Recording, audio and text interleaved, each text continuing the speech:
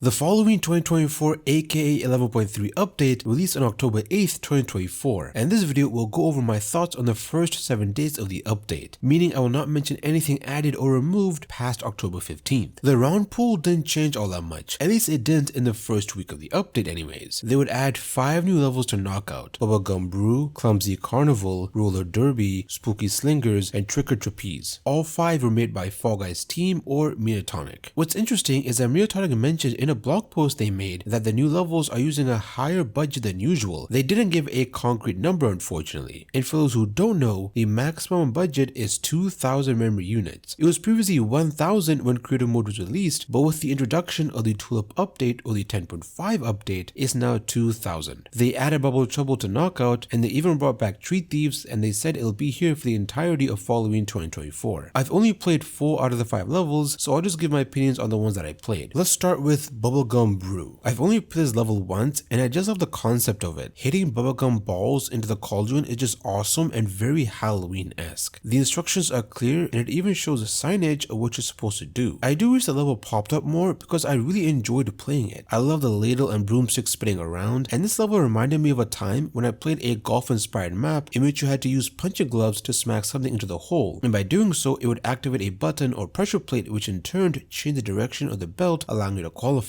10 points I think is a good requirement, and making every ball give out 1 point makes it less likely people are fighting over a certain ball that may give more points. I do wish we had more than 5 hits with the rubber chicken, but they do spawn often, so it's not much of a problem. As long as you're positioned directly behind the ball, you won't have much issues. Overall, a fun and unique level, and I could be wrong, but this level is the first one made by Mediocre that uses a song called Yada Yada, and I just love that track, so that's a plus. Let's move on to Clumsy Carnival, a level that I played 2 times, and it could be that I only played 16 games of Knockout, but I feel like this level should appear more often, especially since it's new and a starter level. Even just by looking at the level, I could have told you that they went over the 2K budget. And the part of the map that I just adore is the merry-go-round that uses the Beanmobile hooked up to the rotation controller. Really, the only viable path is the middle with the trapeze and the speed arch. As long as you just take the middle path, it's basically just holding W and just occasionally grabbing onto the trapeze. I wish they fully overlapped the arch into the shape. It would have been nice if they had just given us the option to remove the arch entirely and just keep the boost. I mean, they did allow us to remove the plate portion and just have the pink baton, so why not just remove the arch and just keep the speed? The side path on the merry-go-round would have benefited from having a speed arch, even if it doesn't last that long. It honestly just feels useless and is just there to fill the space. But the bottom path with the rotating teacups is nice, but it would have been cool to see if they used bubblegum or something more in line with Halloween. Roller Derby, a finale they added, has you posted up on top of a bubblegum. Honestly, it would have been really cool if they actually added a bunch of rotating bats throughout the level. Like, the bats don't have to serve a purpose, they could just be there for decoration. And also, I really like the Ferris wheel that's in the background, that looks really nice. At times like this, I wish we had more themes, or they'd release a Falloween theme so the obstacles look like how they would in Treat Thieves, for example. But overall, this level shows me that we're due for a budget increase. Honestly, doubling it to 4,000 would do wonders. I think 3,000 wouldn't be enough, especially with the amount of obstacles we have, and ones that increase in budget the more objects you link, such as the rotation controller, for example. Either way, the level is short and sweet. Let's roll up to Roller Derby, and I've played this level once, and when I saw the level loading screen, I was excited. The idea of standing on top of a ball that's constantly moving sounds electrifying, when in reality, the level is unbelievably boring. The balls move super slow, and the obstacles are pretty easy to avoid, and the only way you're dying is if you make an effort to move from ball to ball. The basic train levels I've played and explored are leagues better than this. Also, the rubber chicken power-ups are placed awkwardly, so you can't even get one if you tried. Overall, this level sucks. Let's fly on over to Spooky Slingers. Even though I played this level only once, as the name implies, it's heavily based around the new obstacle added to creative mode, that being the trapeze. I feel like the level has way too many of them. I know, shocker, a level called Spooky Slingers has slingers. Like, I get the level having slingers is literally in the name, but some of them are just useless, such as the one at the bottom path with the stacked blocks, or the ones after the second checkpoint. Running on the path doesn't take very long, and you can jump dive and land on the pathway. I will say the ones at the bottom of the final path are a bit more useful since the discs are going in the opposite direction. Also, come on, was it necessary to have a speed arch that lasts like 4 seconds? Overall, this level is okay, not something I like nor hate, it's in the middle of the road, but I would rather play Clumsy Carnival if given the choice. Unfortunately, I didn't play Trick or Trapeze, but the blog post showed a preview of the level and it looks fun. What are your thoughts thoughts on the levels added to this knockout rotation? Comment below and let me know. Mediocre stopped featuring single player made rounds in the game selector back in the 10.6 aka Power Party update if I recall correctly. And in last year's Falloween, we got 8 player made rounds that were Falloween themed, followed by 8 more as well. Digi Shuffle Selection also had a bunch of player made rounds that were Falloween themed or Halloween themed. I predict that we're going to get Explore Falloween, which will feature levels that are Halloween based but obviously follows the model of Explore mode. And it would follow the trend of Mediocre making LTMs around the Explore game mode, such as Classic Explore, Explore Points, and more recently the Explore Extreme. Mediocre added the Trapeze to Creative mode. It made its debut in Legacy Season 6, and the Creative mode Trapeze is straight out of that season, which is interesting since the theme for that season was Circus. They would also add 5 Halloween stickers, those being Web, Star, Line, Crack, and Bat. The Trapeze can be overlapped, which is something I thought wouldn't happen since it's an object that moves. You can adjust the size all the way to 10 and even make it small enough for one person to use. It's pretty funny seeing it this small, and honestly it's nice having Halloween themed stickers. The small things can go really a long way, and honestly I think they're going to do a Christmas update in December, so I can't wait to see what stickers they add. I just find it incredible how the 13th Fame Pass released on the month of Halloween. This feels like it was done on purpose. I'm not gonna lie, I absolutely love this pass. The skins are absolutely incredible, my favorite being the Pumpkin Puff Patch, Lord Shadow, and his variant Count Dread. And if anything, I feel like most of the full skins featured are awesome. Although I will say, I'm not a fan of the Fire Patch costume. However, a skin that I love from top to bottom is the Spectral Jack costume. It genuinely almost made me want to buy the bundle, because goodness gracious, this skin is just oozing with drip. Honestly, I cannot blame you if you chose to purchase it by itself even. This pass also contains an emote which is notable because the last Fame Pass to contain an emote was Fame Pass 8 aka March 2024. Since this is a Halloween themed pass, it's only going to last for 4 weeks, making it the shortest Fame Pass, well, at least for now anyways. All in all, a banger of a Fame Pass. In this section, I'll talk about the bugs I encountered as well as the bug fixes Mediocre posted on their blog post they made about the update. If you have a game selected like Treat Thieves for example, then go into customs, it will have that game selected. The thing is